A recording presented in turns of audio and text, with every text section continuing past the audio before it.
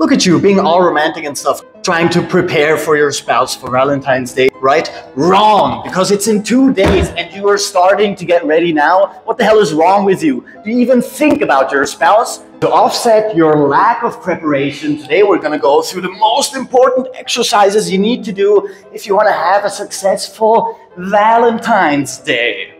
So if you are ready, we're going to get into it right now. They say chivalry is dead. Who is they? I don't know. I've never heard that proverb.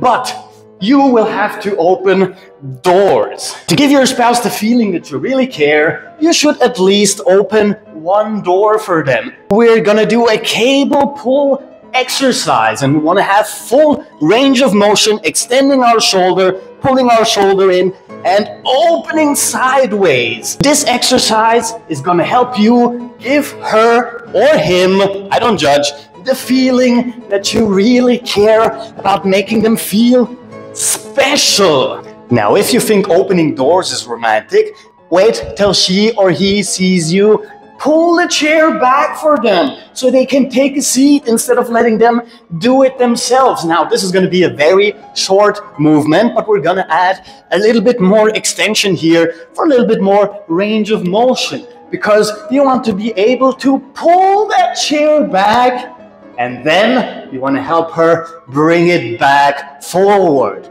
If you're doing it for your man, then I suggest you put on a little bit more weight so you have the strength to pull out, which is going to be useful later.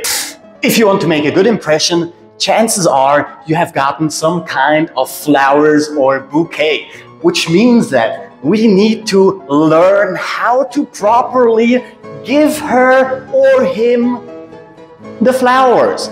So you're gonna take a dumbbell and you're gonna up, extend your arm fully, keep your shoulder tense, and back down again. Now, usually when you pull back your hand, it's gonna be empty, but we are not fans of doing half of anything, which means that we're gonna do the full movement, extend, give them the bouquet of flowers, and then take it back. Give it to them and take it back.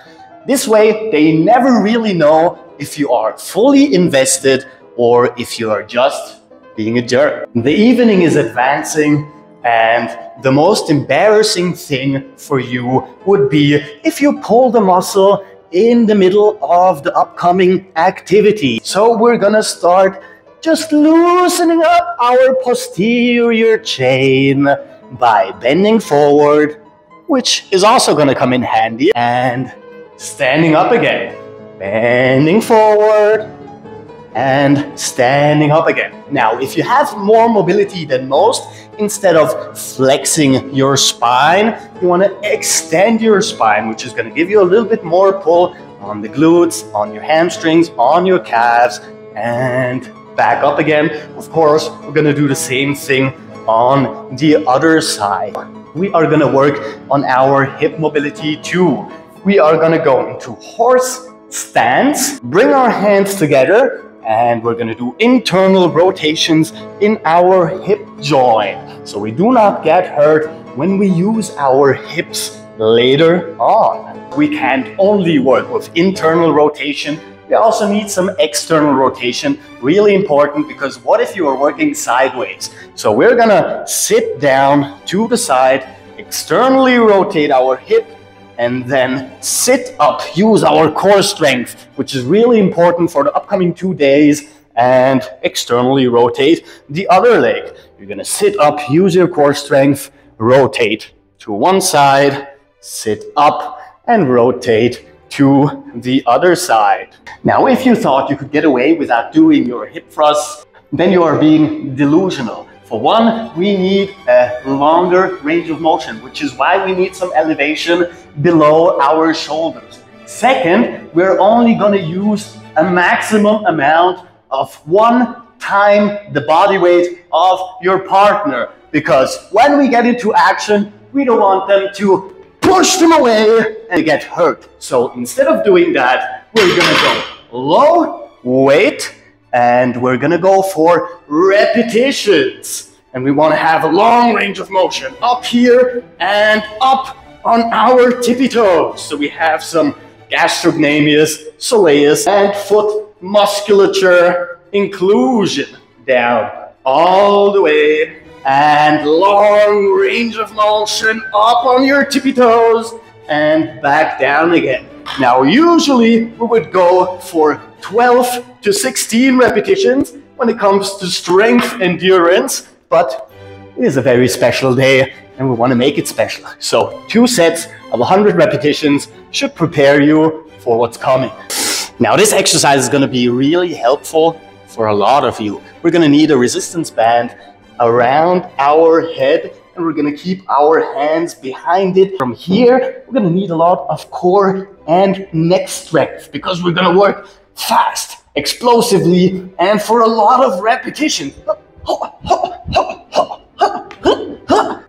Careful not to choke though.